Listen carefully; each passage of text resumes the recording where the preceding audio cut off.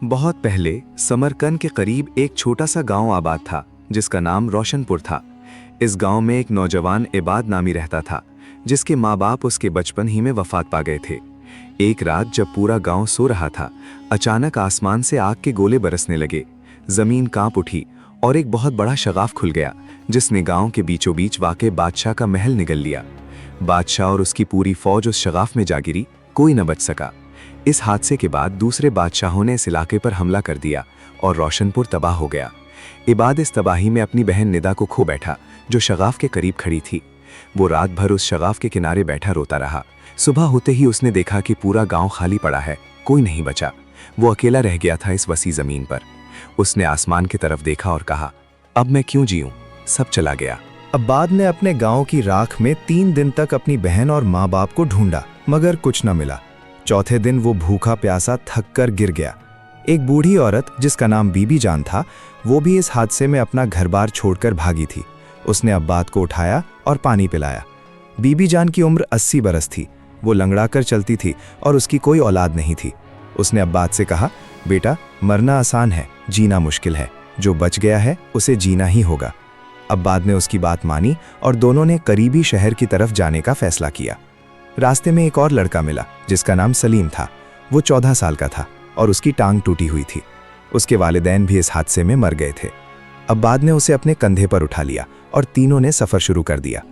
शाम तक वो एक वीरान कब्रिस्तान के पास पहुंचे जहां इबाद अपने माँ बाप की कब्र की तलाश में इधर इधर भागा।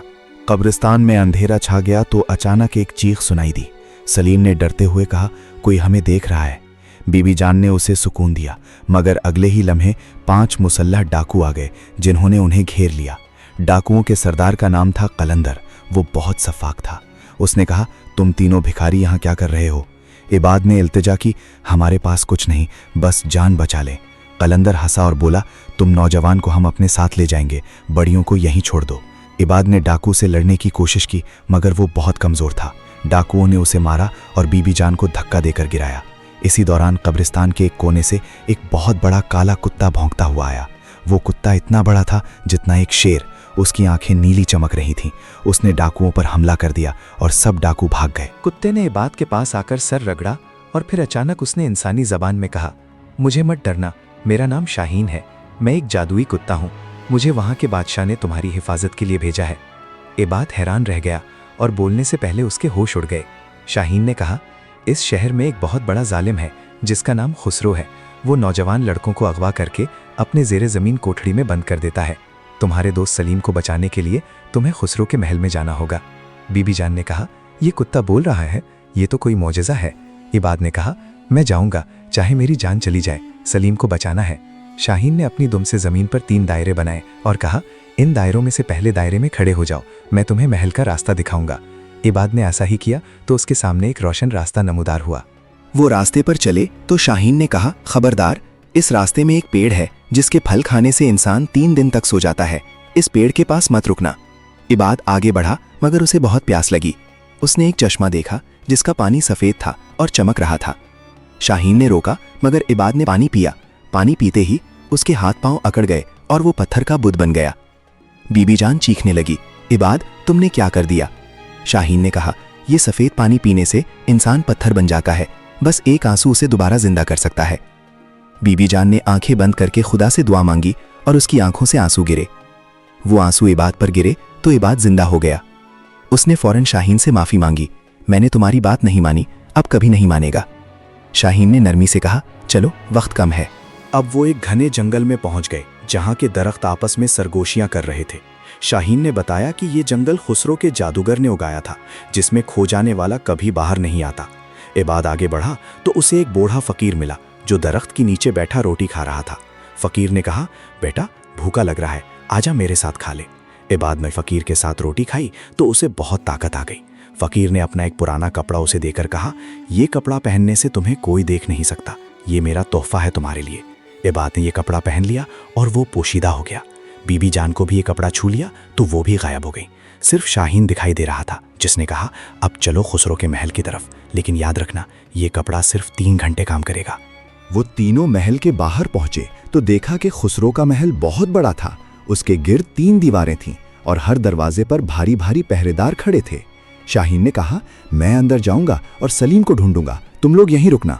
शाहीन अंदर गया तो उसे एक जेरे जमीन कोठड़ी मिली जहां 50 से ज्यादा लड़के बंद थे। सबकी आंखों पर पट्टी बंधी थी और मुंह पर ताले लगे थे। शाहीन ने देखा कि वहां एक बहुत बड़ा आईना रखा था जिसमें खुसरो का मुस्तकबिल दिखाई दे रहा था। इस आईने में खुसरो खुद को बादशाह बना हुआ देख रहा था। शाहीन ने चुपके से सलीम को आवाज दी, मगर सलीम बेहोश था। इसी दौरान खुसरो का जादूगर वहां आ गया जिसकी छड़ी से अंधेरा फैल रहा था। उसने कहा, कोई अंदर आया है, मैं सूंघ सकता हूं। शाहीन ने फौरन भागकर ये बात को खबर दी। अब्बाद ने फकीर वाला कपड़ा उतारकर बीबी जान को दिया और कहा, तुम यहां रुको, मैं खुद अंदर जाऊंगा। वो बगैर कपड़े के सीधा महल के दरवाजे पर जा पहुंचा। पहरेदारों ने इसे पकड़ लिया और खुसरो के सामने पेश किया। खुसरो बहुत मोटा और बदसूरत था। उसकी दाढ़ी में सांप लिपटे हुए थे। उसने कहा, तू वही अब्बाद है जिसने मेरे डाकू भगाए थे? अब्बाद ने कहा, मेरे दोस्त को आज़ाद कर दे, वरना मैं तुझे तबाह कर दूंगा। खुसरो जोर से हंसा और बोला, तुम्हें कत्ल कर दूं या कोठड़ी में डाल दूं? पहले बताओ, तुम्हारे पास वो कपड़ा कहाँ है जो तुम्हें गायब कर देता है? अब्बाद ने कहा, वो कभी तुम्हें नहीं मिलेगा। खुसरो ने गुस्से में उसे जेल की कोठड़ी में बंद कर दिया जहां सैकड़ों चूहे थे और अंधेरा था। अब्बाद ने वहां बैठकर फूट फूट कर रोना शुरू कर दिया। उसे लगा अब वो कभी बाहर नहीं आएगा। उसी रात जब अब्बाद जेल में रो रहा था, उसे एक अजीब ख्वाब आया। उसने देखा कि उसकी मुर्दा बहन निदा उसके पास आई और कहने लगी, भाई डरना मत, तुम्हारे सामने जेल की दीवार में एक ढीला पत्थर है, उसे हटा दो तो तुम्हें रास्ता मिलेगा। और याद रखना, खुसरो के तख्त के नीचे एक नीला पत्थर छुपा है, उसे छूकर तुम्हें बहुत ताकत मिलेगी। इबाद की आंख खुली तो उसने देखा कि वाकई दीवार में पत्थर ढीला था। उसे हटाया तो पीछे एक सुरंग थी। वो सुरंग में घुस गया और काफी देर चलने के बाद वो खुसरो के कमरे में जा निकला जहां खुसरो गहरी नींद सो रहा था। इबाद ने चुपके से तख्त के नीचे हाथ डाला तो वहां नीला पत्थर मिला। पत्थर छूते ही उसे ऐसी ताकत आई कि उसने एक हाथ से पूरा तख्त उठा लिया। अब्बाद ने नीले पत्थर की ताकत से खुसरो को बेदार किया और कहा, अब मेरी बारी है। खुसरो डर गया और उसने जादूगर को बुलाया। जादूगर आया और उसने अपनी छड़ी से अंधेरा फैला दिया, लेकिन अब्बाद के पास नीला पत्थर था जिससे रोशनी फैल रही थी। दोनों के दरमियान बहुत जबरदस्त लड़ाई हुई। जादूगर ने एक सुर्ख छड़ी निकाली जिससे आग के गोले निकल रहे थे, लेकिन अब्बाद ने पत्थर से एक दीवार बना ली। शाहीन भी वहां आ पहुंचा और उसने जादूगर पर हमला कर दिया। जादूगर ने शाहीन पर जादू किया तो शाहीन जख्मी होकर गिर गया। अब्बाद ने देखा कि शाहीन के जिस्म से खून बह रहा है। उसकी आंखों में आंसू आ गए। वो शाहीन के पास दौड़ा और उसे उठाया। शाहीन, तुम नहीं मर सकते, तुम मेरे बेहतरीन दोस्त हो। शाहीन ने कमजोर आवाज में कहा, पत्थर को मेरे जख्म पर रख दो। अब्बाद ने ऐसा किया तो शाहीन फौरन ठीक हो गया। शाहीन ने फिर हमला किया और इस बार उसने जादूगर की छड़ी तोड़ दी। जादूगर भागने लगा, लेकिन इबाद ने उसे पकड़ लिया। खुसरो ने देखा कि अब उसकी मदद करने वाला कोई नहीं, वो खुद भागने लगा। इबाद ने कहा, रुको, तुम्हें अपनी सजा मिलेगी। शाहीन ने आसमान की तरफ देखकर कुछ भौंका तो आसमान से बिजली गिरी और खुसरो के सर पर आकर टकराई। खुसरो पत्थर का बुत बन गया। शाहीन ने बताया कि ये बिजली उसने नहीं बल्कि आसमान से खुद आई थी, क्योंकि खुसरो ने बहुत ज्यादा जुल्म किया था। इबाद ने जल्दी से जेल के सभी रईकों को आज़ाद कराया, जिनमें सलीम भी था। सलीम ने इबाद को गले लगाया और बहुत रोया। बीबी जान भी वहां आ गई और सब ने खुशी मनाई। लेकिन खुशी ज्यादा देर ना रही, क्योंकि इस शहर का असल बादशाह जो पहले मर गया था, उसका बेटा फरहाद जिंदा था और वो खुसरो से बदला लेने के लिए एक बहुत बड़ी फौज लेकर आ रहा था। उसे मालूम नहीं था कि खुसरो अब पत्थर बन चुका है। फरहाद ने शहर का मुहासरा कर लिया और कहा, मुझे खुसरो दो, वरना मैं पूरे शहर को तबाह कर दूंगा। इबाद ने फरहाद के सामने जाकर कहा, खुसरो अब पत्थर है, तुम उसे ले सकते हो, लेकिन शहर के बेगुनाह लोगों को मत मारो। फरहाद ने कहा, तुम कौन होते हो हुक्म देने वाले? मैं खुद बादशाह हूँ। इबाद ने कहा, मैं एक मुसाफिर हूँ जिसे तुम्हारे बाप के जमाने में रोशनपुर गांव से निकाल दिया गया था। फरहाद के चेहरे का रंग बदल गया। फरहाद ने अपने वजीर से कहा, इस नौजवान को पकड़ लो, ये झूठ बोल रहा है, रोशनपुर का कोई जिंदा नहीं बचा था। लेकिन इबाद ने वो नीला पत्थर दिखाया जो सिर्फ रोशनपुर के शाही खानदान के पास होता था। फरहाद ने पत्थर देखकर कहा, यह पत्थर मेरे बाप के पास था, तुमने ये कहां से पाया? इबाद ने सारी कहानी सुनाई कि कैसे वो इस पत्थर को खुसरो के तख्त के नीचे से मिला। फरहाद की आंखों में आंसू आ गए। उसने कहा, मेरे बाप ने यह पत्थर तुम्हारे गांव को तोहफे में दिया था और तुमने इसे वापस पा लिया। अब तुम ही इस पत्थर के हकदार हो। फरहाद ने इबाद को गले लगाया और उसे अपना भाई बना लिया। लेकिन फरहाद के वजीर ने उनके दरमियान फूट डालने की कोशिश की। वजीर का नाम जमशेद था। वो खुसरो का पुराना साथी था और उसने फरहाद को झूठ बोलकर बताया कि इबाद ने खुद खुसरो को कत्ल किया और अब वो बादशाह बनना चाहता है। फरहाद को गुस्सा आ गया और उसने इबाद को दोबारा कैद करने का हुक्म दे दिया। शाहीन ने इबाद को आवाज दी, भाग जा, ये वजीर झूठ बोल रहा है। इबाद भागा, लेकिन फरहाद के फौजियों ने उसे घेर लिया। बीबी जान वहां आई और उसने कहा, अगर तुमने मेरे बेटे को छुआ तो मैं खुद को आग लगा दूंगी। सब रुक गए। फरहाद ने बीबी जान से पूछा, तुम कौन हो? बीबी जान ने कहा, मैं इस नौजवान की माँ हूँ जिसे तुमने यतीम कर दिया था जब तुम्हारे बाप ने हमारा गांव तबाह किया था। फरहाद चौंक गया। उसने कहा, मेरे बाप ने तुम्हारा गांव तबाह किया? ऐसा कब हुआ? बीबी जान ने बताया कि जब फरहाद सिर्फ 3 साल का था उस वक्त उसके बाप ने रोशनपुर पर हमला किया था क्योंकि वहां के लोगों ने उसे पनाह नहीं दी थी। फरहाद के चेहरे से पसीना बहने लगा। उसे अपने बाप के उस जुल्म पर बहुत शर्म आई। उसने इबाद से माफ़ी मांगी और कहा, मैं तुम्हारे गांव को दोबारा आबाद करूंगा और तुम्हें इस शहर का नया बादशाह बनाऊंगा। इबाद ने कहा, मुझे बादशाहत नहीं चाहिए, मैं सिर्फ अपनी बहन निदा को ढूंढना चाहता हूँ। फरहाद ने कहा, तुम्हारी बहन जिंदा है, मैंने उसे देखा है, वो खुसरू के महल के सबसे निचले तहखाने में बंद है। ये सुनकर इबाद के पांव उखड़ गए और वो बेहोश हो गया। जब इबाद को होश आया तो वो सीधा उस तहखाने की तरफ भागा जहां उसकी बहन निदा बंद थी। दरवाजे पर एक बहुत बड़ा ताला था जिसे कोई नहीं तोड़ सकता था। शाहीन ने कहा, इस ताले को खोलने के लिए तुम्हें अपने आंसुओं से गीला करना होगा।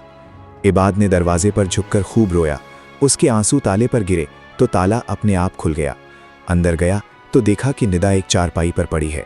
उसका जिस्म सूख चुका है और वो बेहोश है। इबाद ने उसे उठाया और उसके सर पर हाथ रखकर कहा, निदा, मैं तुम्हारा भाई इबाद हूं, जागो। निदा ने आंख खोली तो उसने पहचान लिया। उसने कमजोर आवाज में कहा, भाई, मुझे बहुत दुख हुआ, तुमने मुझे बचा लिया। दोनों बहन भाई एक दूसरे से लिपट कर रोए। इस मंजर को देखकर वहां मौजूद सबकी आंखें नम हो गईं। अब्बाद ने निदा को बाहर निकाला तो वहां फरहाद घुटनों के बल बैठा था। उसने कहा, मुझे माफ कर दो, मेरे बाप ने तुम्हारे साथ जो किया मैं उसका इजाला करूंगा। अब्बाद ने कहा, माफी सिर्फ उस वक्त जब तुम सच बोल रहे हो।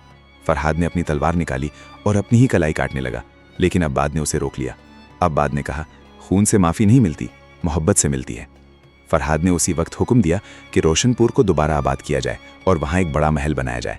जमशेद वजीर ने यह सब देखा तो वो वहां से भागने लगा, लेकिन शाहीन ने उसे पकड़ लिया। अब्बाद ने कहा, तुमने क्यों झूठ बोला? जमशेद ने बताया कि उसे खुसरो ने रिश्वत दी थी और वो खुद भी बादशाह बनना चाहता था। फरहाद ने जमशेद को सजा सुनाई कि उसे शहर से निकाल दिया जाए और उसकी जायदाद सब गरीबों में बांट दी जाए, लेकिन इबाद ने कहा, इसे एक मौका दो, वो अपनी गलती समझ सकता है। फरहाद ने इबाद की बात मानी और जमशेद को माफ कर दिया, लेकिन शर्त ये रखी कि वो अगले 10 साल तक शहर की सफाई का काम करेगा।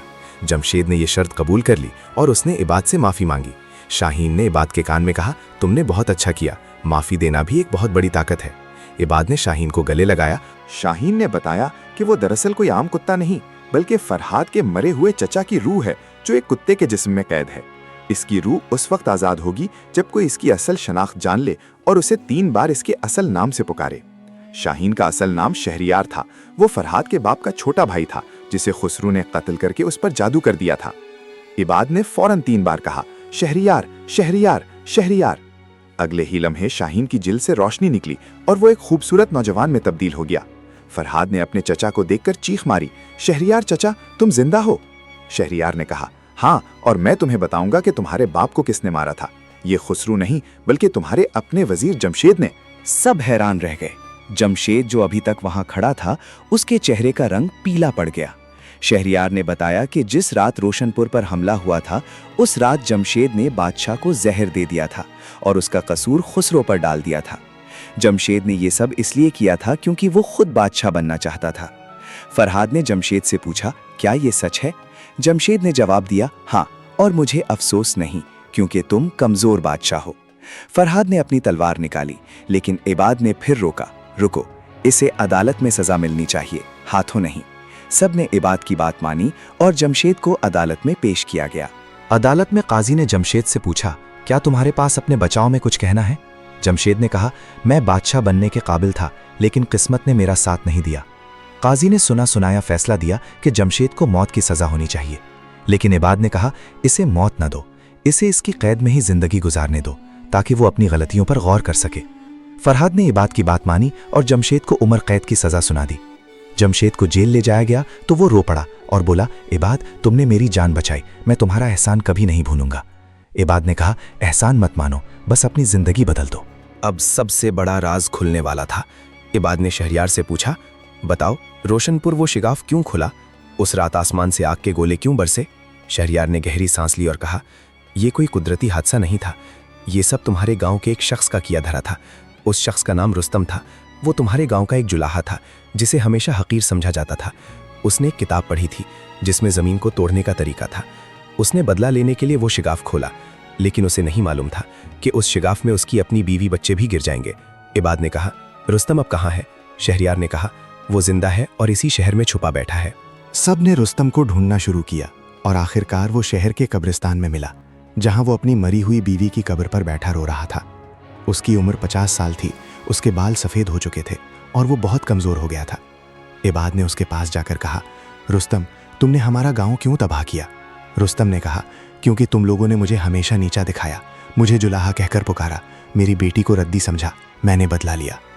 इबाद ने उसे गले लगाया और कहा, मैं तुम्हें माफ़ करता हूँ, लेकिन तुम्हें अपनी बाकी ज़िंदगी रोशनपुर को दोबारा बनाने में गुजारनी होगी। रुस्तम ने ये शर्त कबूल कर ली और उसने इबाद के कदमों में सर रख दिया। कहानी का सबक ये है कि जुल्म का अंजाम हमेशा बुरा होता है, माफ़ी सबसे बड़ी ताकत है और एक मुसाफिर भी अगर सच्चा हो तो बादशाह बन सकता है। इबाद ने निदा और बीबी जान और सलीम और शहरयार के साथ मिलकर रोशनपुर को दोबारा आबाद किया और वहाँ हमेशा खुशी से रहे।